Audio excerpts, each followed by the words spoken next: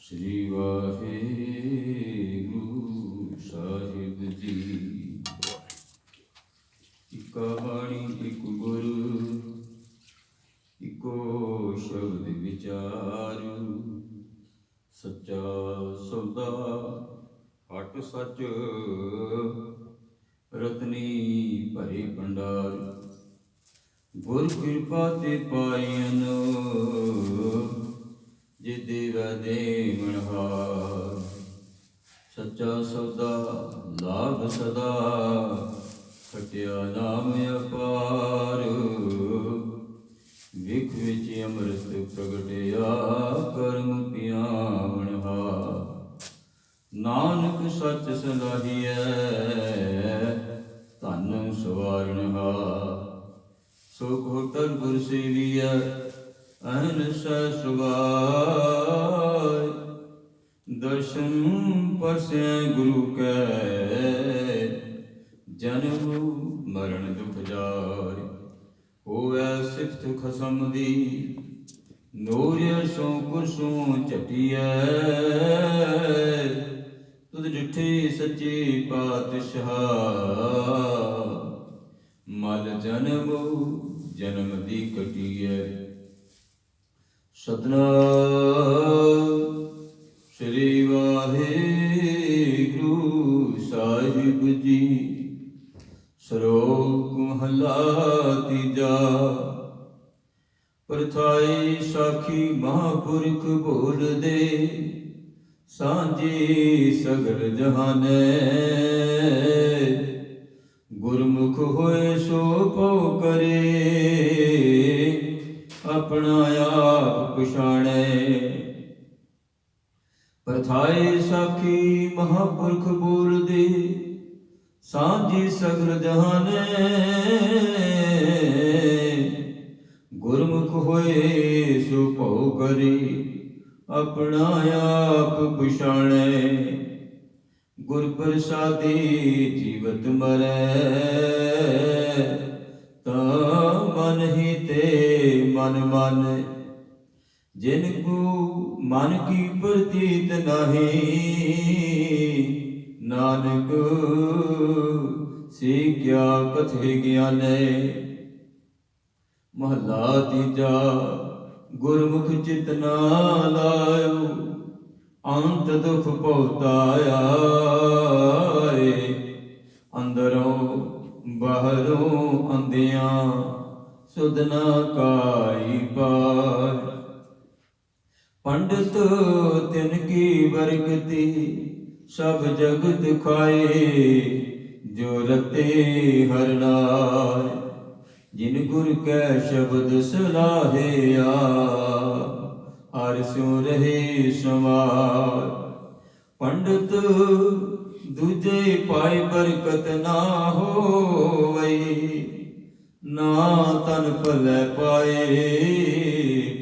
पढ़ थके संतोख ना आयो, अन दिन दर्द विहार।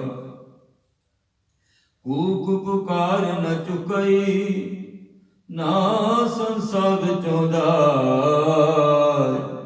नानक नाम विहूणिया, मुँह काले उठ जाहि पौड़ी। हर सज्जन वेल प्यारे, मेरे पंथ दसाय। जो हर दसे मित, तिस हों वर जाय। गुण सांझी तिन स्यो करी, हर नाम ध्याई। हर सेवी प्यारा नितो, सेव हर सुख पाई। बलहारी सतगुरु, तिस जन सोजे पाए। बलहारी सतगुर तिस, जिन सोजी पाए। वाहिगुरू जी का खालसा, वाहिगुरू जी की फतेह। प्यारे कुछ मुबारक बचन हुक्मनामा आप जियां दी सरवण कर रहे हो। सचखंड श्री हरिमंदिर साहिब तो सतगुरां दी पावन पवित्र दरबार तो ਜਿੱਥੇ ਸਾਰੀਆਂ ਹੀ ਬਖਸ਼ਿਸ਼ਾਂ, ਸਾਰੀਆਂ ਹੀ ਰਹਿਮਤਾਂ ਝੋਲੀ ਦੇ ਵਿੱਚ ਪੈਂਦੀਆਂ ਹਨ। ਪਿਆਰਿਓ, ਜਿਹੜਾ ਵੀ ਕੋਈ ਸੱਚਖੰਡ ਦੇ ਨਾਲ ਜੁੜ ਗਿਆ ਉਹੀ ਬਖਸ਼ਿਸ਼ਾਂ ਦਾ ਪਾਤਰ ਬਣ ਗਿਆ। ਜਿਵੇਂ ਪਿਆਰਿਓ, ਰਾਜਸਥਾਨ ਦੇ ਵਿੱਚ ਰਹਿਣ ਵਾਲਾ ਕੋਈ ਪਰਿਵਾਰ, ਜਿਨ੍ਹਾਂ ਦੇ ਘਰ ਦੇ ਵਿੱਚ ਇੱਕ ਬੱਚੀ ਹੋਈ। ਪਿਆਰਿਓ, ਉਹ ਸਰਦਾਰ ਜੀ ਉਹਨਾਂ ਦਾ ਨਾਮ ਮਨਜੀਤ ਸਿੰਘ, ਜਿਨ੍ਹਾਂ ਦੇ ਘਰ ਦੇ ਵਿੱਚ ਵਿਆਹ ਹੋਣ ਤੋਂ ਬਾਅਦ ਇੱਕ ਬੱਚੀ ਹੋਈ ਤੇ ਘਰ ਦੇ ਵਿੱਚ ਬਹੁਤ ਖੁਸ਼ੀਆਂ ਸਨ। ਘਰ ਦੇ ਵਿੱਚ ਬਹੁਤ ਖੁਸ਼ੀਆਂ ਸਨ ਕਿ ਬੱਚੀ ਹੋਈ, ਬੜਾ ਸੁੰਦਰ ਨਕਸ਼, ਬਹੁਤ ਪਿਆਰੀ ਬੱਚੀ। ਪਰ ਕਹਿੰਦੀ ਪਹਿਲਾ ਸਾਲ ਲੰਘ ਗਿਆ, ਦੂਜਾ ਸਾਲ ਲੰਘ ਗਿਆ। ਜਦੋਂ ਦੂਜਾ ਸਾਲ ਸ਼ੁਰੂ ਹੋਇਆ ਤੇ ਬੱਚਾ ਬੋਲਣਾ ਸ਼ੁਰੂ ਕਰਦਾ ਹੈ। ਥੋੜ੍ਹੀ ਥੋੜ੍ਹੀ ਆਹੋ ਭਾਵ ਦਿਖਾਈ ਦਿੰਦੇ ਨੇ ਬੱਚੇ ਦੀ ਕਿ ਬੱਚਾ ਅੱਗੋਂ ਕੋਈ ਕਿਰਿਆ ਕਰਦਾ ਹੈ। ਪਰ 1 ਸਾਲ ਲੰਘ ਗਿਆ, 2 ਸਾਲ ਲੰਘ ਗਏ। ਜਦੋਂ 3 ਸਾਲ ਦੀ ਬੱਚੀ ਹੋ ਗਈ, ਹੁਣ ਫਿਕਰਮੰਦ ਹੋ ਗਏ। ਨਾ ਹੀ ਬੱਚੀ ਬੋਲਦੀ ਹੈ ਤੇ ਨਾ ਹੀ ਬੱਚੀ ਕੁਝ ਸੁਣਦੀ ਹੈ, ਪਰ ਸਾਰੇ ਉਸ ਨੂੰ ਪਿਆਰ ਬਹੁਤ ਕਰਦੇ ਨੇ, ਸਾਰੇ ਪਿਆਰ ਬਹੁਤ ਕਰਦੇ ਨੇ। ਪਰ ਮਾਂ ਪਿਓ ਬਹੁਤ ਦੁਖੀ ਹੈ, ਉਸਦਾ ਦਾਦਾ ਦਾਦੀ, ਸਾਰੇ ਗੁਰਸਿੱਖ ਪਰਿਵਾਰ ਪਰ ਬਹੁਤ ਦੁਖੀ ਹਨ ਕਿ ਪਤਾ ਨਹੀਂ ਕੀ ਕਾਰਨ ਹੈ, ਇਹ ਬੱਚੀ ਬੋਲਦੀ ਕੋਈ ਨਹੀਂ, ਬੱਚੀ ਨੂੰ ਪਤਾ ਕੋਈ ਨਹੀਂ ਲੱਗਦਾ। ਹੁਣ ਇਸ ਗੱਲ ਤੋਂ ਬਹੁਤ ਦੁਖੀ ਸਨ। ਇੱਕ ਦਿਨ ਗੁਰਦੁਆਰੇ ਮੱਥਾ ਟੇਕਣ ਵਾਸਤੇ ਗਿਆ ਸਰਦਾਰ ਮਨਜੀਤ ਸਿੰਘ। ਕਹਿੰਦੀ ਜਿਸ ਵੇਲੇ ਗੁਰਦੁਆਰੇ ਗਈ ਮੱਥਾ ਟੇਕਣ ਵਾਸਤੇ, ਤੇ ਉੱਥੇ ਜਾ ਕੇ ਗਿਆਨੀ ਸਿੰਘ ਨੂੰ, ਗ੍ਰੰਥੀ ਸਾਹਿਬਾਨ ਨੂੰ ਆਖਿਆ ਵੀ ਸਾਡੀ ਇਹ ਬੱਚੀ ਬੋਲਦੀ ਨਹੀਂ ਹੈ, ਇਹਦੇ ਵਾਸਤੇ ਅਰਦਾਸ ਬੇਨਤੀ ਕਰੋ। ਅਰਦਾਸ ਬੇਨਤੀ ਉਹਨਾਂ ਨੇ ਕੀਤੀ। ਉਹ ਕਹਿੰਦੀ ਕਿ ਘਰ ਦੇ ਵਿੱਚ ਸੁਖਮਨੀ ਸਾਹਿਬ ਦਾ ਜਾਪ ਕਰਵਾਓ, ਸਤਿਗੁਰੂ ਦੀ ਮੁਬਾਰਕ ਚਰਨਾਂ ਦੇ ਨਾਲ ਜੁੜੋ, ਸਤਿਗੁਰੂ ਕਿਰਪਾ ਕਰਨਗੇ। ਉਹਨਾਂ ਨੇ ਘਰ ਦੇ ਵਿੱਚ ਸੁਖਮਨੀ ਸਾਹਿਬ ਦਾ ਪਾਠ ਵੀ ਕਰਵਾਇਆ, ਸੰਗਤਾਂ ਦੀ ਸੇਵਾ ਕੀਤੀ ਤੇ ਪਿਆਰਿਓ, ਪਰ ਫਿਰ ਵੀ ਬੱਚੀ ਬੋਲਣ ਕੋਈ ਨਾ ਲੱਗੀ। ਇੱਕ ਦਿਨ ਕੁਦਰਤੀ ਕਹਿੰਦੇ ਬਾਜ਼ਾਰ ਦੇ ਵਿੱਚ ਗਿਆਨੀ ਜੀ ਉਹ ਮਿਲ ਪਏ, ਜਿਹੜੇ ਗ੍ਰੰਥੀ ਸਾਹਿਬਾਨ ਸਨ, ਸਰਦਾਰ ਮਨਜੀਤ ਸਿੰਘ ਹੋਣਾ ਨੂੰ। ਕਹਿੰਦੀ ਹੁਣ ਸੁਣਾਓ ਬੱਚੀ ਦਾ ਕਿਵੇਂ ਹੈ, ਬੱਚੀ ਹੁਣ ਠੀਕ ਠਾਕ ਹੈ, ਬੋਲਣ ਲੱਗੀ ਜਾਂ ਨਹੀਂ, ਗੁਰੂ ਦੀ ਕਿਰਪਾ ਹੋਈ ਹੈ? ਕਹਿੰਦੇ ਨਹੀਂ, ਹਾਲੀ ਤੱਕ ਉਹ ਬੱਚੀ ਨਾ ਸੁਣਦੀ ਹੈ ਤੇ ਨਾ ਬੋਲਦੀ ਹੈ। ਫਿਰ ਕਹਿੰਦੀ ਇੱਕ ਵਾਰ ਤੁਸੀਂ ਕਰਕੇ ਵੇਖੋ, ਗੁਰੂ ਕਿਰਪਾ ਕਰੇਗਾ, ਸਤਿਗੁਰੂ ਬਖਸ਼ਿਸ਼ ਕਰੇਗਾ। ਜਦੋਂ ਸਾਰੇ ਡਾਕਟਰ ਜਵਾਬ ਦੇ ਦਿੰਦੇ ਨੇ, ਡਾਕਟਰਾਂ ਦੇ ਵੱਡੇ ਡਾਕਟਰ ਹਨ, ਕਹਿੰਦੀ ਉਹ ਕਿਹੜੇ? ਕਹਿੰਦੀ ਉਹਨਾਂ ਵਰਗਾ ਦੁਨੀਆ ਦੇ ਵਿੱਚ ਡਾਕਟਰ ਕੋਈ ਨਹੀਂ। ਕਹਿੰਦੀ ਉਹ ਕਿਹੜੇ ਡਾਕਟਰ ਨੇ? ਕਹਿੰਦੀ ਧੰਨ ਗੁਰੂ ਰਾਮਦਾਸ ਜੀ ਮਹਾਰਾਜ। ਕਹਿੰਦੀ ਧੰਨ ਗੁਰੂ ਰਾਮਦਾਸ ਮਹਾਰਾਜ ਜੀਆਂ ਦੀ ਚਰਨ ਸ਼ਰਨ ਦੇ ਵਿੱਚ ਜਾਓ, ਉੱਥੇ ਜਾ ਕੇ ਦੁੱਖ ਭੰਜਨੀ ਬੇਰੀ ਤੇ ਇਸ਼ਨਾਨ ਕਰਵਾ ਕੇ ਕੀਰਤਨ ਸਰਵਣ ਕਰੋ। ਤੇ ਜਦੋਂ ਹਾਲੀ ਗੁਰੂ ਮਹਾਰਾਜ ਦੀ ਸਵਾਰੀ ਨਹੀਂ ਆਉਂਦੀ, ਉਸ ਤੋਂ ਪਹਿਲਾਂ ਜਾਓ, ਜਾ ਕੇ ਸੁਖਮਨੀ ਸਾਹਿਬ ਦਾ ਪਾਠ ਕਰੋ, ਜਪਜੀ ਸਾਹਿਬ ਜੀ ਦੀ ਬਾਣੀ ਦਾ ਜਾਪ ਕਰੋ, ਤੇ ਜਦੋਂ ਕੀਰਤਨ ਹੁੰਦਾ ਉਦੋਂ ਕੀਰਤਨ ਸਰਵਣ ਕਰੋ। ਪਰਿਵਾਰ ਨੇ ਸੋਚਿਆ ਕਿ ਚਲੋ ਇਹ ਤੇ ਚਲੋ ਗੁਰੂ ਮਹਾਰਾਜ ਨੇ ਕੀਤਾ, ਕੋਈ ਬਹਾਨਾ ਹੀ ਬਣਾਉਣਾ ਹੋਵੇ। ਇਹ ਪਰਿਵਾਰ ਤਿਆਰ ਹੋ ਕਰਕੇ ਪਿਆਰਿਓ ਅੰਮ੍ਰਿਤਸਰ ਦੀ ਧਰਤੀ ਤੇ ਗਏ। ਅੰਮ੍ਰਿਤਸਰ ਦੀ ਧਰਤੀ ਤੇ ਗਏ, ਬੜੀਆਂ ਹੀ ਉਸ ਦਰਬਾਰ ਦੀਆਂ ਇਹੋ ਜਿਹੀਆਂ ਵਿਲੱਖਣ ਪਿਆਰੇ ਚਮਤਕਾਰ ਵੇਖਣ ਨੂੰ ਮਿਲਦੇ ਨੇ। ਜਿਸ ਵੇਲੇ ਇਹ ਹਰਿਮੰਦਰ ਸਾਹਿਬ ਦੀ ਧਰਤੀ ਤੇ ਗਏ ਨੇ, ਜਾ ਕਰਕੇ ਮੱਥਾ ਟੇਕਿਆ, ਪ੍ਰਸ਼ਾਦ ਕਰਾਇਆ, ਰਾਤ ਉੱਥੇ ਰਹੇ। ਸਵੇਰੇ ਅੰਮ੍ਰਿਤ ਵੇਲੇ ਗੁਰੂ ਮਹਾਰਾਜ ਦੀ ਸਵਾਰੀ ਆਉਣ ਤੋਂ ਪਹਿਲਾਂ, ਜਦੋਂ ਅੰਦਰ ਅਸਥਾਨ ਦੀ ਦੁੱਧ ਦੇ ਨਾਲ ਧਵਾਈ ਹੁੰਦੀ ਹੈ, ਉਸ ਤੋਂ ਪਹਿਲਾਂ ਪਿਆਰਿਓ ਇਹਨਾਂ ਨੇ ਬਾਹਰ ਬੈਠ ਕੇ ਸੰਗਤਾਂ ਬਾਣੀ ਦਾ ਜਾਪ ਕਰਦੀਆਂ ਨੇ। ਇਹਨਾਂ ਨੇ ਵੀ, ਸਰਦਾਰ ਮਨਜੀਤ ਸਿੰਘ ਹੋਣਾ ਨੇ ਬੱਚੀ ਨੂੰ ਗੋਦ ਦੇ ਵਿੱਚ ਲਿਆ ਹੋਇਆ ਤੇ ਨਾਲ ਸੁਖਮਨੀ ਸਾਹਿਬ ਜੀ ਦਾ ਜਾਪ ਕਰ ਰਹੇ ਨੇ। ਸੁਖਮਨੀ ਸਾਹਿਬ ਦਾ ਜਾਪ ਕਰ ਰਹੇ ਨੇ ਨਾਲ ਦੀ ਨਾਲ। ਪਰ ਅੱਜ ਕਹਿੰਦੀ ਥੋੜ੍ਹਾ ਜਿਹਾ ਇਹਨਾਂ ਨੂੰ ਮਹਿਸੂਸ ਹੋਇਆ ਜਿਵੇਂ ਕੋਈ ਬੱਚੀ ਹੂੰ ਹਾਂ ਕਰਦੀ ਹੈ। ਥੋੜ੍ਹਾ ਜਿਹਾ ਮਹਿਸੂਸ ਹੋਇਆ, ਪਰ ਇਤਨਾ ਜ਼ਿਆਦਾ ਨਹੀਂ। ਇਹਨਾਂ ਨੇ 2-4 ਦਿਨ ਉੱਥੇ ਰਹੇ, ਸਤਿਗੁਰ ਦੀ ਦਰ ਦੀ ਸੇਵਾ ਕੀਤੀ, ਫਿਰ ਵਾਪਸ ਆ ਗਏ। ਪਰ ਬੱਚੀ ਹਾਲੇ ਠੀਕ ਨਹੀਂ ਸੀ। ਸਮਾਂ ਬੀਤਦਾ ਗਿਆ ਪਿਆਰਿਓ, 6 ਮਹੀਨੇ ਹੋਰ ਲੰਘੇ। 6 ਮਹੀਨੇ ਹੋਰ ਲੰਘੇ ਤੇ ਬੱਚੀ ਨੇ ਇੱਕ ਦਿਨ ਇਹ ਗੱਲ ਆਖੀ, ਮੰਮਾ। ਜਿਸ ਵੇਲੇ ਮੰਮਾ ਆਖਿਆ, ਹੁਣ ਪਰਿਵਾਰ ਦੀ ਖੁਸ਼ੀ ਦੀ ਕੋਈ ਹੱਦ ਨਾ ਰਹੀ। ਇਹ ਬੱਚੀ ਬੋਲਣ ਲੱਗ ਪਈ। ਬੱਚੀ ਬੋਲਣ ਲੱਗ ਪਈ। ਸਾਲ ਤੱਕ ਤੇ ਬੱਚੀ ਬਿਲਕੁਲ ਚੰਗੀ ਤਰ੍ਹਾਂ ਬੋਲਣਾ ਸ਼ੁਰੂ ਹੋ ਗਈ। ਜਿਸ ਵੇਲੇ ਬੱਚੀ ਨੇ ਮਾੜਾ ਜਿਹਾ ਬੋਲਣਾ ਸ਼ੁਰੂ ਕੀਤਾ, ਇਹ ਡਾਕਟਰ ਕੋਲ ਦਿਖਾਉਣ ਵਾਸਤੇ ਗਈ। ਜਿਸ ਡਾਕਟਰ ਨੂੰ ਪਹਿਲਾਂ ਦਿਖਾਇਆ ਸੀ, ਡਾਕਟਰ ਨੇ ਇਹ ਗੱਲ ਆਖੀ ਸੀ, ਇਹ ਬੱਚੀ ਕਦੇ ਵੀ ਸੁਣ ਨਹੀਂ ਸਕਦੀ, ਕਦੇ ਵੀ ਸੁਣ ਨਹੀਂ ਸਕਦੀ ਤੇ ਬੋਲ ਨਹੀਂ ਸਕਦੀ। ਬੋਲੇਗੀ ਤਾਂ ਜੇ ਇਹ ਸੁਣੇਗੀ। ਜਿਤਨੀ ਦੇਰ ਤੱਕ ਇਹ ਸੁਣਦੀ ਨਹੀਂ, ਉਤਨੀ ਦੇਰ ਤੱਕ ਬੋਲੇਗੀ ਕੋਈ ਨਹੀਂ। ਡਾਕਟਰ ਨੂੰ ਜਿਸ ਵੇਲੇ ਜਾ ਕੇ ਚੈੱਕ ਕਰਾਇਆ, ਉਹ ਆਖਣ ਲੱਗੀ, ਇਸ ਦਾ ਇਲਾਜ ਤੁਸੀਂ ਕਿਸ ਤੋਂ ਕਰਵਾਇਆ ਹੈ? ਇਸ ਦਾ ਇਲਾਜ ਤੁਸੀਂ ਕਿਸ ਤੋਂ ਕਰਵਾਇਆ ਹੈ? ਇਹ ਬੱਚੀ ਅੱਜ ਤੋਂ 6 ਮਹੀਨੇ ਪਹਿਲਾਂ ਠੀਕ ਹੋ ਚੁੱਕੀ ਹੈ। ਇਹ ਬੱਚੀ ਹੁਣ ਇਹ ਹੈ, ਇਹ ਤੁਹਾਡੀਆਂ ਗੱਲਾਂ ਨੂੰ ਇਹ ਵਾਚ ਕਰਦੀ ਸੀ, ਸੁਣਦੀ ਸੀ। ਸੁਣ ਸੁਣ ਕੇ ਜਿਵੇਂ ਇਹਨੂੰ ਹੁਣ ਸਮਝ ਲੱਗ, ਜਦੋਂ ਬੱਚਾ ਪਿਆਰਿਓ 1 ਸਾਲ ਦਾ ਹੁੰਦਾ ਹੈ, ਉਹ ਸੁਣਦਾ ਹੈ ਪਹਿਲੋਂ ਆਵਾਜ਼ ਨੂੰ। ਜੋ ਕੁਝ ਮਾਂ ਪਿਓ ਬੋਲਦਾ ਹੈ, ਉਹ ਗੱਲਾਂ ਨੂੰ ਸੁਣਦਾ, ਵਾਚ ਕਰੀ ਜਾਂਦਾ, ਫਿਰ ਬੋਲਣ ਦਾ ਯਤਨ ਕਰਦਾ ਹੈ। ਆਸਤੇ ਆਸਤੇ ਕਹਿੰਦੇ ਹੁਣ 6 ਮਹੀਨੇ ਤੇ ਇਸ ਨੂੰ ਪਤਾ ਕੋਈ ਨਹੀਂ ਲੱਗਿਆ। 6 ਮਹੀਨੇ ਤੁਹਾਡੀਆਂ ਗੱਲਾਂ ਇਹ ਸੁਣ ਰਹੀ ਸੀ। ਸੁਣਨਾ ਇਹਨੂੰ ਉਸੇ ਵੇਲੇ ਸ਼ੁਰੂ ਹੋ ਗਿਆ ਜਿਸ ਵੇਲੇ ਤੁਸੀਂ ਅੱਜ ਤੋਂ 6 ਮਹੀਨੇ ਪਹਿਲੇ, ਕਹਿੰਦੇ 6 ਮਹੀਨੇ ਪਹਿਲੇ ਤੇ ਅਸੀਂ ਧੰਨ ਗੁਰੂ ਰਾਮਦਾਸ ਮਹਾਰਾਜ ਜੀਆਂ ਦੇ ਦਰ ਤੇ ਗਏ ਸੀ। ਇਹ ਕਹਿੰਦੇ ਬਖਸ਼ਿਸ਼ ਫਿਰ ਉਤੋਂ ਹੀ ਹੋਈ ਹੈ। ਇਹ ਬਖਸ਼ਿਸ਼ ਉਤੋਂ ਹੀ ਹੋਈ ਹੈ। ਜਿਹੜਾ ਵੀ ਪਿਆਰਿਓ ਧੰਨ ਗੁਰੂ ਰਾਮਦਾਸ ਪਾਤਸ਼ਾਹ ਜੀਆਂ ਦੇ ਦਰ ਦੇ ਨਾਲ ਜੁੜ ਜਾਂਦਾ ਹੈ, ਆਸਥਾ ਰੱਖ ਕਰਕੇ। ਬਹੁਤ ਸਾਰੇ ਲੋਕ ਜਿਹੜੇ ਨੇ ਉਹ ਇੱਦਾਂ ਦੀਆਂ ਗੱਲਾਂ ਕਰਦੀਆਂ, ਇਹ ਕੁਝ ਕਿਵੇਂ ਹੋ ਸਕਦਾ? ਪਿਆਰਿਓ ਗੁਰੂ ਦੇ ਘਰ ਦੇ ਵਿੱਚ ਕਿਹੜੀ ਬਖਸ਼ਿਸ਼ ਹੈ ਜਿਹੜੀ ਨਹੀਂ ਹੋ ਸਕਦੀ? ਸਾਚੇ ਸਾਹਿਬਾ ਕਿਆ ਨਹੀਂ ਘਰ ਤੇਰੇ, ਘਰ ਤਾਂ ਤੇਰੇ ਸਭ ਕੁਛ ਹੈ, ਜਿਸ ਦੇ ਹੀ ਸੋ ਪਾਵੇ। ਜਿਸ ਤੇ ਵੀ ਉਹ ਬਖਸ਼ਿਸ਼ ਕਰਦੇ ਵੀ ਉਸੇ ਤੇ ਰਹਿਮਤ ਹੋ ਜਾਂਦੀ ਹੈ। ਉਸ ਗੁਰੂ ਰਾਮਦਾਸ ਪਾਤਸ਼ਾਹ ਜੀਆਂ ਦੇ ਦਰ ਦੇ ਨਾਲ ਆਪਾਂ ਜੁੜੇ ਹੋਏ ਹਾਂ, ਜਿੱਥੇ ਪਿਆਰਿਓ ਬੱਚੀ ਦੀ ਬਖਸ਼ਿਸ਼ ਹੋਈ, ਰਹਿਮਤ ਹੋਈ। ਇੱਕ ਨਹੀਂ, ਹਜ਼ਾਰਾਂ ਹੀ ਲੋਕਾਂ ਤੇ ਇਹ ਬਖਸ਼ਿਸ਼ਾਂ ਹੋ ਰਹੀਆਂ ਨੇ।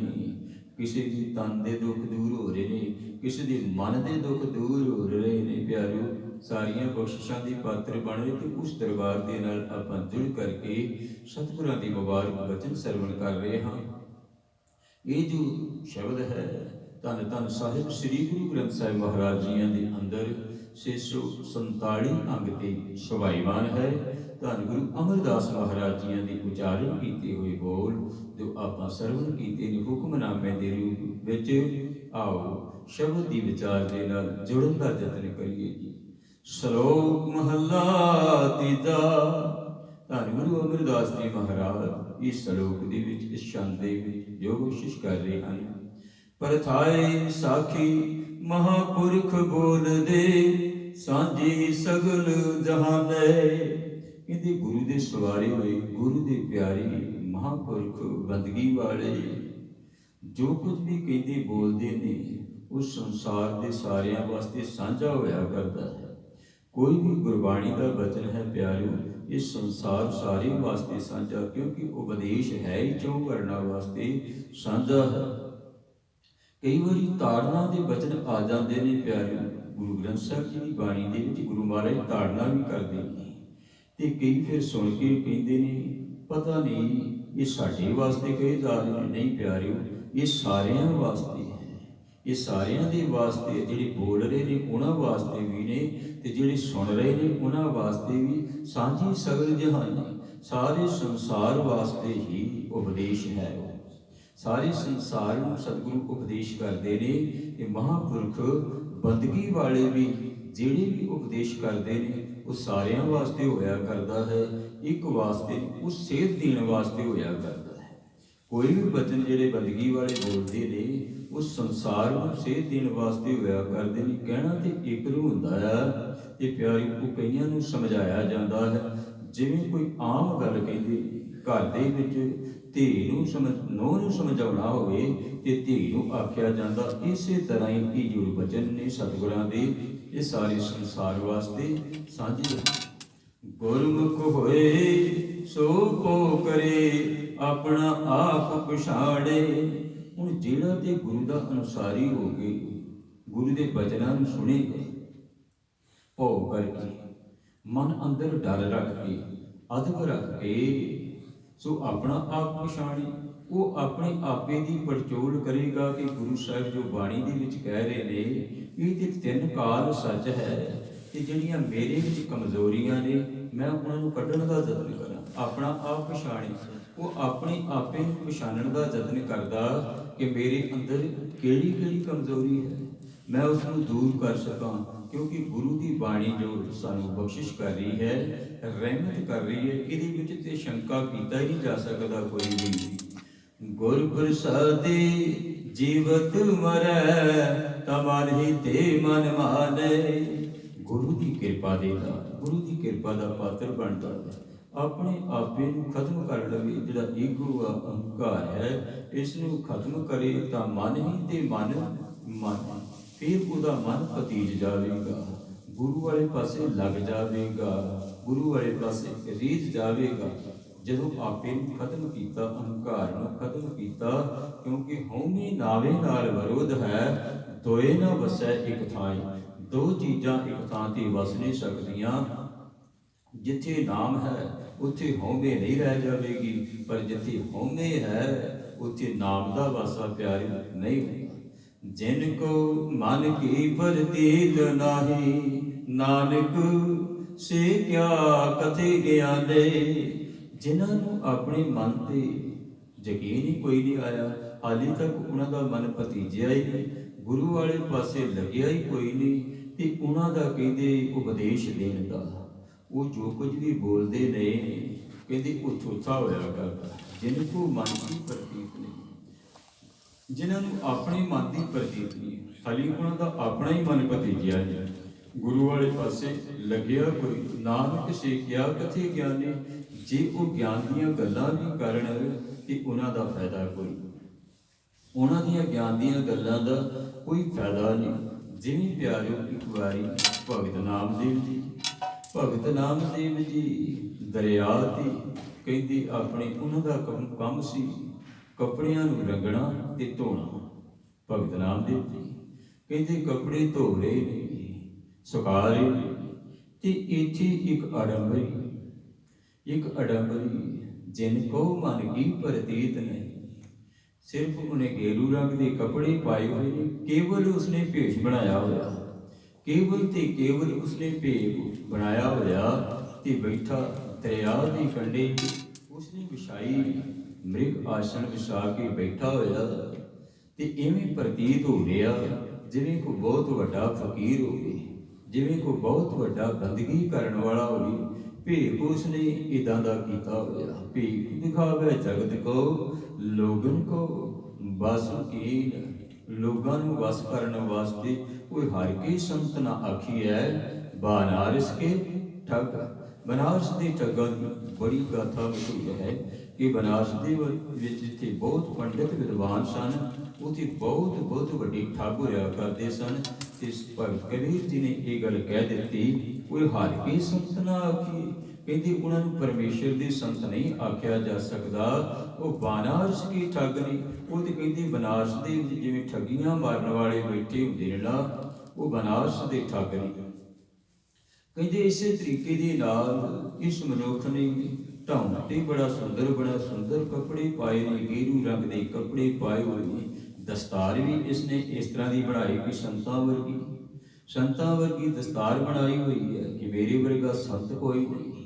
ਭੇਖ ਇਹੋ ਜਿਹਾ ਬਣਾਇਆ, ਸਾਧੂਆਂ ਵਾਲਾ ਬੈਠਿਆ ਵੀ ਹੋਇਆ ਕਿ ਜਿਵੇਂ ਸਮਾਧੀ ਲੱਗੀ ਹੋਈ, ਜਿਵੇਂ ਬਗਲੇ ਦੀ ਸਮਾਧੀ ਲੱਗੀ ਹੁੰਦੀ ਹੈ ਨਾ, ਕਿ ਜਦੋਂ ਮੱਛੀ ਵੇਖਦਾ ਉਸੇ ਵੇਲੇ ਝਪਟ ਮਾਰ ਲੈਂਦਾ, ਇਸੇ ਤਰ੍ਹਾਂ ਕਹਿੰਦੇ ਇਸ ਦੀ ਸਮਾਧੀ ਵੀ ਲੱਗੀ ਹੋਈ ਹੈ।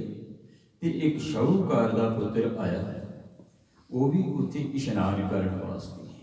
ਇੱਕ ਪਾਸੇ ਭਗਤ ਨਾਮਦੇਵ ਜੀ ਕੱਪੜਿਆਂ ਨੂੰ ਧੋ ਰਹੇ ਨੇ, ਕੱਪੜਿਆਂ ਨੂੰ ਸੁਕਾ ਰਹੇ ਨੇ, ਦੂਸਰੇ ਪਾਸੇ ਇਹ ਜੋ ਢੌਂਗੀ ਹੈ, ਜਿਹੜਾ ਸਾਧ ਦਾ ਜਿਸਨੇ ਢੌਂਗ ਬਣਾਇਆ ਹੋਇਆ ਇਹ, ਤੇ ਤੀਸਰਾ ਇੱਕ ਆਇਆ ਸ਼ਾਹੂਕਾਰ ਦਾ ਪੁੱਤਰ ਇਸ਼ਨਾਨ ਕਰਨ ਵਾਸਤੇ।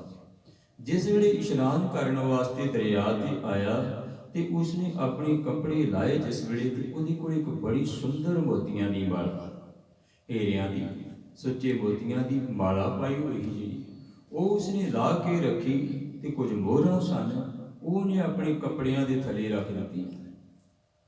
ਕੱਪੜਿਆਂ ਦੇ ਥੱਲੇ ਰੱਖ ਦਿੱਤੀਆਂ ਤੇ ਪਿਆਰਿਓ ਜੀ, ਇਹ ਜਿਹੜਾ ਗੇਰੂ ਰੰਗ ਦੇ ਕੱਪੜੇ ਪਾਈ ਬੈਠਾ ਸੀ, ਜਿਸਨੇ ਭੇਖ ਬਣਾਇਆ ਹੋਇਆ ਸੀ, ਭੇਖ ਦਿਖਾਵੇ ਜਗਤ ਕੋ ਲੋਗਨ ਕੋ ਬਸ ਕੀ। ਕਹਿੰਦੇ ਇਸਨੇ ਵੇਖਿਆ ਜਦੋਂ ਕੋਈ ਸ਼ਾਹੂਕਾਰ ਦਾ ਪੁੱਤਰ ਦਰਿਆ ਦੇ ਵਿੱਚ ਨਹਾਉਣ ਵਾਸਤੇ ਗਿਆ, ਉਸਨੇ ਟੁਬਕੀ ਲਗਾਈ, ਇਸਨੇ ਉਹ ਮੋਤੀਆਂ ਦੀ ਮਾਲਾ ਚੁੱਕ ਲਈ, ਆਪਣੀ ਗੋਦੜੀ ਜਿਹੜੀ ਵਿਛਾਈ ਹੋਈ ਸੀ, ਮ੍ਰਿਗ ਆਸਣ ਜਿਹੜਾ ਵਿਛਾਇਆ ਹੋਇਆ ਸੀ, ਉਸ ਦੇ ਉੱਤੇ ਜਾ ਕੇ ਫਿਰ ਬੈਠ ਗਿਆ। ਉਹਦੇ ਥੱਲੇ ਇਸਨੇ ਮੋਤੀਆਂ ਦੀ ਮਾਲਾ ਰੱਖ ਦਿੱਤੀ, ਜਿਹੜੀਆਂ ਮੋਹਰਾਂ ਸਨ ਉਹ ਵੀ ਉਸ ਦੇ ਥੱਲੇ ਰੱਖ ਦਿੱਤੀਆਂ ਤੇ ਆ ਕੇ ਬੜੀ ਮਜ਼ੇ ਦੇ ਨਾਲ ਫਿਰ ਅੱਖਾਂ ਮੀਟ ਕੇ ਬੈਠ ਗਿਆ। ਅੱਖਾਂ ਮੀਟ ਕੇ ਐ ਜਿਸ ਤਰ੍ਹਾਂ ਸਮਾਧੀ ਟਿਕਟਕੀ ਲੱਗੀ ਹੋਵੇ, ਇਸ ਤਰ੍ਹਾਂ ਬੈਠ ਗਿਆ। ਇਸੇ ਤਰ੍ਹਾਂ ਬੈਠ ਗਿਆ। ਹੁਣ ਸਮਾਧੀ ਦੇ ਵਿੱਚ ਉਹ ਸਾਧੂ ਬੈਠਾ ਹੋਇਆ ਤੇ ਸ਼ਾਹੂਕਾਰ ਦਾ ਪੁੱਤਰ ਆਇਆ। ਜਿਸ ਵੇਲੇ ਉਸਨੇ ਆਪਣੇ ਕੱਪੜੇ ਪਾਏ ਤੇ ਮੋਤੀਆਂ ਦੀ ਮਾਲਾ ਉੱਤੇ ਹੋਈ, ਕਹਿੰਦੀ ਇਤਨੀ ਕੀਮਤੀ ਸੱਚੇ ਮੋਤੀਆਂ ਦੀ ਮਾਲਾ ਮੇਰੀ, ਇਹ ਕਿੱਧਰ ਚਲੇ ਗਈ?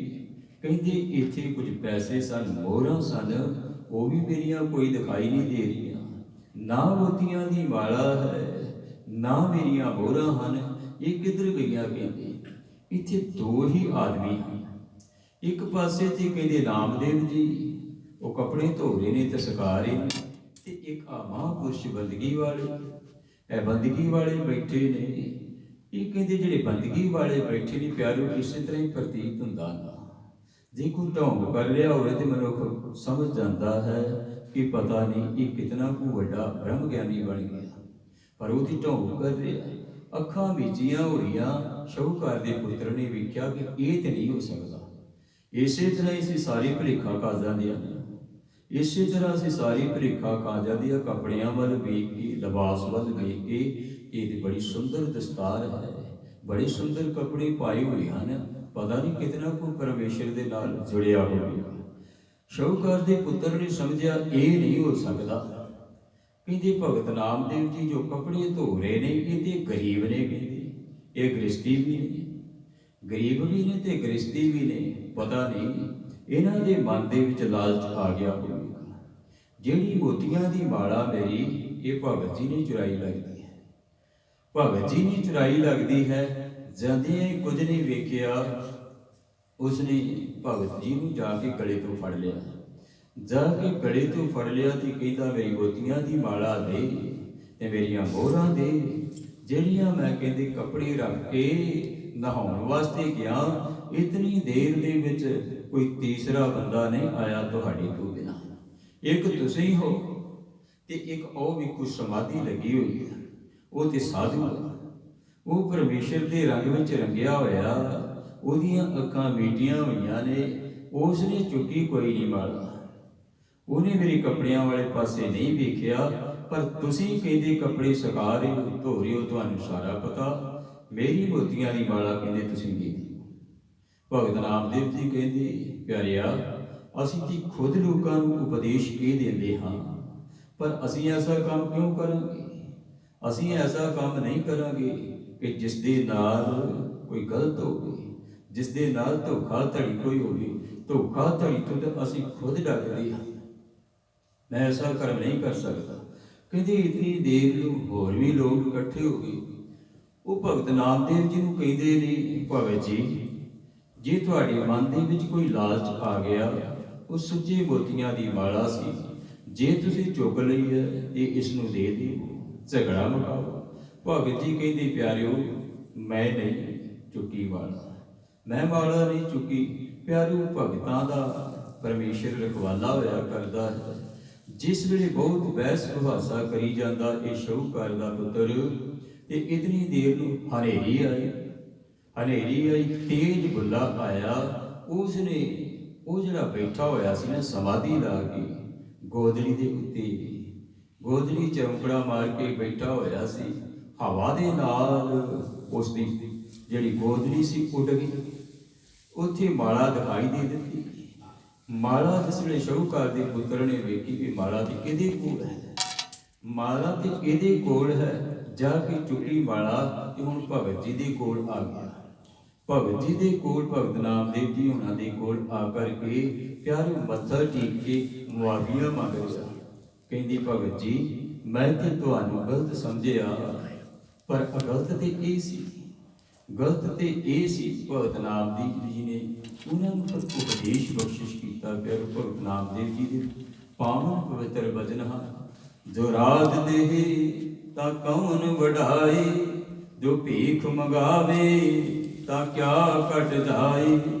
ਤੂੰ ਹਰ ਭਜ ਮਨ ਮੇਰੇ ਪਦ ਨਿਰਵਾਨ, ਬਹੁਰ ਨ ਹੋਵੈ ਤੇਰਾ ਆਵਨ ਜਾਲ। ਸਭ ਤੈ ਉਪਾਏ ਭਰਮ ਭੁਲਾਏ, ਜਿਸ ਤੂੰ ਦੇਵੇਂ ਤਿਸੇ ਬੁਝਾਈ। ਇਹ ਜਿਸ ਤੇ ਤੂੰ ਬਖਸ਼ਿਸ਼ ਕਰ ਦੇਵੇਂ ਉਸੇ ਤੂੰ ਬੁਝਾ ਸਮਝਾ ਦੇਣਾ। ਸਾਰੇ ਜਗਤ ਨੂੰ ਤੂੰ ਭਰਮ ਭੁਲੇਖਿਆਂ ਦੇ ਵਿੱਚ ਵਾਹਿਗੁਰੂ ਪਾਇਆ ਹੋਇਆ। ਏਕੈ ਪਾਥਰ ਕੀਜੈ ਪਾਓ, ਦੂਜੈ ਪਾਥਰ ਧਰਿਐ ਪਾਓ। ਜਿਉ ਦਿਉ ਤਾਂ ਉਹ ਵੀ ਦੇਵਾ, ਕਹਿ ਨਾਮ ਦਿਉ ਹਮ ਹਰ ਕੀ ਸੇਵਾ। ਕਹਿੰਦੇ ਅਸੀਂ ਤੇ ਪਰਮੇਸ਼ਰ ਦੀ ਸੇਵਾ ਦੇ ਵਿੱਚ ਲੱਗੇ ਹੋਏ ਹਾਂ, ਅਸੀਂ ਤੇ ਪਰਮੇਸ਼ਰ ਦੀ ਸੇਵਾ ਦੇ ਵਿੱਚ ਲੱਗੇ ਹੋਏ ਹਾਂ। ਸਾਨੂੰ ਕਿਸੇ ਇਹੋ ਜਿਹੇ ਕੰਮਾਂ ਦੀ ਲੋੜ ਕੋਈ ਨਹੀਂ। ਉਪਦੇਸ਼ ਦਿੱਤਾ ਉਹ ਜਿਹੜਾ ਪਖੰਡੀ ਸੀ ਉਸ ਨੂੰ ਵੀ ਸੱਚੇ ਮਾਰਗ ਤੇ ਪਾਇਆ। ਹੁਣ ਸਤਿਗੁਰੂ ਧੰਨ ਗੁਰੂ ਅਮਰਦਾਸ ਜੀ ਮਹਾਰਾਜ ਕਹਿ ਰਹੇ ਨੇ, ਜਿਨ ਕੋ ਮਨ ਕੀ ਪ੍ਰਤੀਤ ਨਾਹੀ, ਨਾਨਕ ਸੇ ਕਿਆ ਕਥੇ ਗਿਆਨੇ। ਜਿਨ੍ਹਾਂ ਨੂੰ ਆਪਣੇ ਮਨ ਦੀ ਪ੍ਰਤੀਤ ਨਹੀਂ ਆਈ, ਜਿਨ੍ਹਾਂ ਦਾ ਆਪਣਾ ਮਨ ਭਤੀਜਿਆ ਨਹੀਂ, ਗੁਰੂ ਵਾਲੇ ਪਾਸੇ ਜੁੜਿਆ ਹੀ ਕੋਈ ਨਹੀਂ, ਪਿਆਰਿਓ ਉਹਨਾਂ ਦਾ ਗਿਆਨ ਵੀ ਜਿਹੜਾ ਨਾ ਫੋਕਾ ਹੋਇਆ ਕਰਦਾ। ਜੇ ਉਹ ਕਿਸੇ ਨੂੰ ਗਿਆਨ ਵੀ ਦਿੰਦੇ ਨੇ ਉਹ ਝੂਠਾ ਹੈ, ਉਹ ਫੋਕਾ ਹੈ, ਉਹਦੇ ਵਿੱਚ ਕੁਝ ਵੀ ਨਹੀਂ। ਕਿ ਭਗਤ ਨਾਮਦੇਵ ਜੀ ਜਿਨ੍ਹਾਂ ਦੀ ਆਪਾਂ ਗੱਲ ਕਰ ਰਹੇ ਹਾਂ, ਭਗਤ ਨਾਮਦੇਵ ਜੀ ਕਿਤਨੇ ਜੁੜੇ ਹੋਏ ਸੀ, ਕਿਤਨੇ ਜੁੜੇ ਹੋਏ ਹਨ। ਉਹਨਾਂ ਦੀ ਜੇ ਛੱਪਰ ਸੜ ਗਈ, ਕਿਸੇ ਨੇ ਸਾੜ ਦਿੱਤੀ ਝੁੱਗੀ, ਛੱਪਰ ਉਹਨਾਂ ਦਾ ਸਾੜ ਦਿੱਤਾ ਤੇ ਪਰਮੇਸ਼ਰ ਨੇ ਆਪ ਬਣਾਇਆ। ਉਹਨਾਂ ਨੇ ਜ਼ਿਕਰ ਕਰ ਦਿੱਤਾ ਬਾਣੀ ਦੇ ਵਿੱਚ, ਬਾਣੀ ਦੇ ਵਿੱਚ ਜ਼ਿਕਰ ਕਰ ਦਿੱਤਾ। ਪਾੜ ਪੜੋਸਣ ਪੂਛ ਲੈ ਨਾਮਾ, ਕਾਪੇ ਸ਼ਾਨ ਸ਼ਵਾਈ ਹੋ। ਗਵਾਂਢਣ ਪੁੱਛਦੀ ਨਾਮਦੇਵ ਨੇ, ਨਾਮਦੇਵ ਆ ਤੇਰੀ ਸ਼ਾਨ ਇਤਨੀ ਸੁੰਦਰ ਹੈ, ਤੇਰੀ ਸ਼ਾਨ ਪਹਿਲਾਂ ਇਤਨੀ ਸੁੰਦਰ ਨਹੀਂ ਸੀ, ਇਹ ਕਿੱਥੋਂ ਬਣਵਾਈ ਹੈ। ਪਾੜ ਪੜੋਸਣ ਪੂਛ ਲੈ ਨਾਮਾ, ਗਵਾਂਢਣ ਪੁੱਛਦੀ ਹੈ, ਕਾਪੇ ਸ਼ਾਨ ਸ਼ਵਾਈ ਹੋ, ਇਹ ਕਿੱਥੋਂ ਬਣਵਾਈ ਹੈ ਸ਼ਾਨ। ਤੋਪੇ ਦੁਗਣੀ ਮਜ਼ਦੂਰੀ ਦੇ ਹੋ, ਮੋਕੋ ਬੇੜੀ ਦਿਹੋ ਬਤਾਈ ਹੋ। ਕਹਿੰਦੇ ਜਿਤਨੀ ਮਜ਼ਦੂਰੀ ਤੂੰ ਦਿੱਤੀ ਆ ਨਾ, ਉਸ ਤੋਂ ਦੁਗਣੀ ਮਜ਼ਦੂਰੀ ਮੈਂ ਦੇ ਦੇਵਾਂਗੀ। ਮੈਨੂੰ ਕੋ ਕਾਰੀਗਰ ਦੱਸ। ਤੋਪੇ ਦੁਗਣੀ ਮਜ਼ਦੂਰੀ ਦੇ ਹੋ, ਮੋਕੋ ਕਹਿੰਦੇ ਬੇੜੀ ਜਿਹੜਾ ਉਹ ਬਤਾ।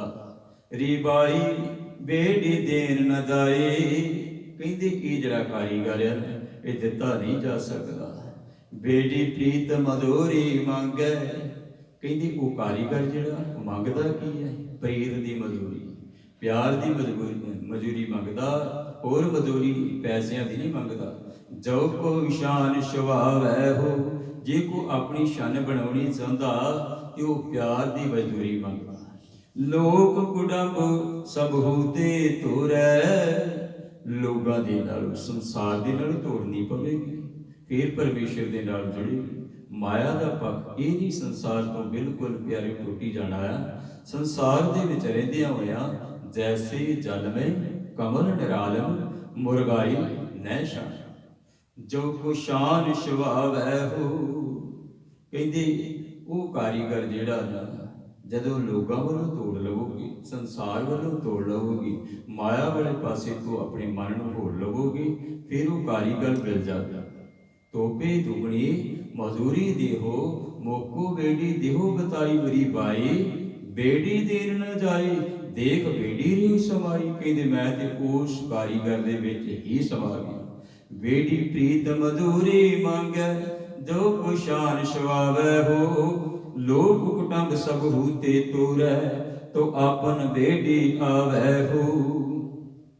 ਬੇੜੀ ਕੇ ਗੁਣ ਸੁਣ ਰੀ ਬਾਈ, ਉਹਦੇ ਗੁਣ ਸੁਣ।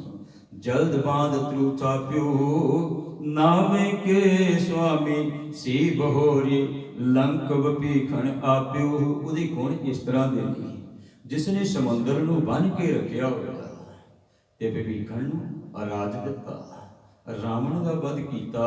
ਉਹ ਪਰਮੇਸ਼ਰ ਇਸ ਤਰ੍ਹਾਂ ਦਾ ਹੈ, ਉਹ ਕਾਰੀਗਰ ਇਸ ਤਰ੍ਹਾਂ ਦਾ, ਜਿਹੜਾ ਉਸਨੂੰ ਪਿਆਰ ਦੇ ਨਾਲ ਬੁਲਾਵੇ ਉਸ ਦੇ ਕੋਲ ਉਹ ਆ ਜਾਂਦਾ ਹੈ। ਨਹੀਂ ਤਾਂ ਕਹਿੰਦੇ ਸਤਿਗੁਰੂ ਧੰਨ ਗੁਰੂ ਅਮਰਦਾਸ ਜੀ ਮਹਾਰਾਜ, ਨਾਨਕ ਸੇ ਕਿਆ ਕਥੇ ਗਿਆਨੀ, ਜਿਨ੍ਹਾਂ ਨੂੰ ਯਕੀਨ ਹੀ ਨਹੀਂ ਆਇਆ, ਜਿਨ੍ਹਾਂ ਨੂੰ ਭਰੋਸਾ ਹੀ ਨਹੀਂ ਆਇਆ, ਜਿਨ੍ਹਾਂ ਦਾ ਮਨ ਭਤੀਜਿਆ ਹੀ ਨਹੀਂ।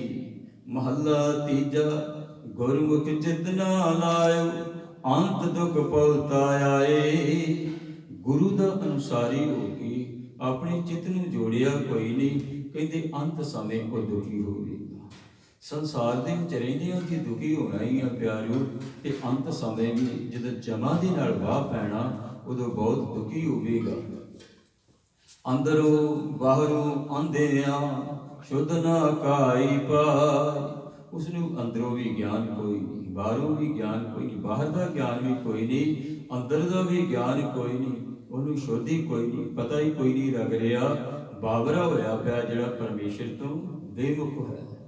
ਪੰਡਤ ਤਿਨ ਕੀ ਬਰਕਤੀ, ਸਭ ਜਗ ਦਿਖਾਏ, ਜੋ ਰਤੇ ਹਰ ਨਾਏ।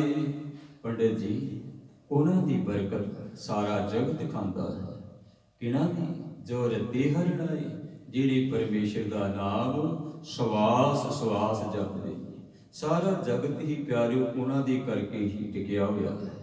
ਕੁਝ ਕੁ ਪਿਆਰੇ ਜਿਹੜੇ ਪਰਮੇਸ਼ਰ ਦਾ ਨਾਮ, ਜਦੋਂ ਅਸੀਂ ਕਈ ਵਾਰੀ ਕਹਿੰਦੇ ਆ ਨਾ ਕਿ ਸੰਸਾਰ ਪਤਾ ਨਹੀਂ ਕਿਹਨਾਂ ਦੇ ਸਿਰ ਤੇ ਟਿਕਿਆ ਹੋਇਆ ਹੈ, ਉਹ ਬੰਦਗੀ ਵਾਲਿਆਂ ਦੇ ਸਿਰ ਤੇ ਇਹ ਆ ਪਿਆਰਿਓ, ਜਿਹੜੇ ਪਰਮੇਸ਼ਰ ਦੀ ਬੰਦਗੀ ਕਰਦੇ ਨੇ। ਨਹੀਂ ਤੇ ਸੰਸਾਰ ਗਰਕ ਹੋ ਜਾਵੇ। ਅੱਜ ਤੁਸੀਂ ਵੇਖ ਰਹੇ ਹੋ ਦੁਨੀਆ ਦੇ ਵਿੱਚ ਕਿਤਨੇ ਕੁ ਪਾਪ ਕਰਮ ਹੋ ਰਹੇ ਨੇ, ਪਾਪ ਕਰਮ ਕਿਤਨੇ ਹੋ ਰਹੇ ਨੇ, ਜਿਸ ਪੇਸ਼ੇ ਨੂੰ ਅਸੀਂ ਸਭ ਤੋਂ ਵੱਧ ਸਤਿਕਾਰ ਦਿੰਦੇ। ਪਿਆਰਿਓ, ਇਹਨਾਂ ਕੰਟਰੀਆਂ ਵਿੱਚ ਤੇ ਡਾਕਟਰਾਂ ਦਾ ਹਿਸਾਬ ਠੀਕ ਹੈ, ਡਾਕਟਰ ਇਲਾਜ ਠੀਕ ਕਰ ਰਹੇ ਨੇ।